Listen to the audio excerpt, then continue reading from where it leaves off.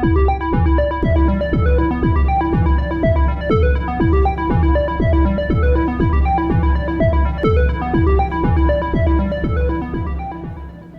welcome to Science Nuts. I'm Sean Chamberlain, and in this video, I'm going to talk about the physical states of water.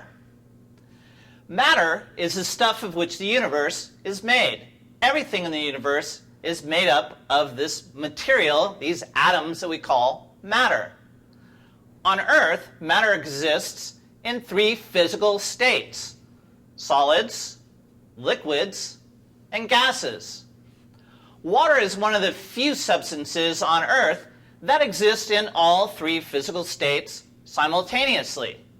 What's important in our discussion of the physical states of water is the vocabulary of how water moves between these different physical states, what we call the transformations of water.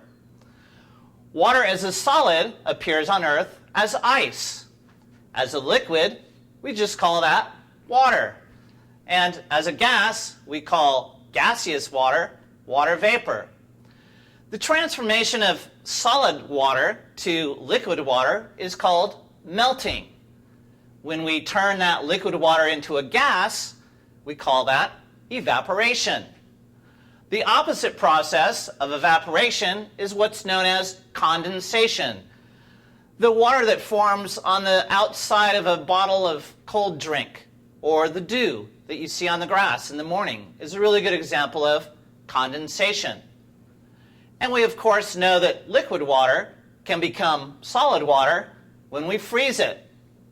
Less well known is the transformation of solid water directly to a gas. That's called sublimation, and it's happening in your freezer right now. If you've ever used those old school ice cube trays, sometimes if you leave those trays in, you notice little beads of ice after several months. That's because the solid water evaporated directly to a water vapor.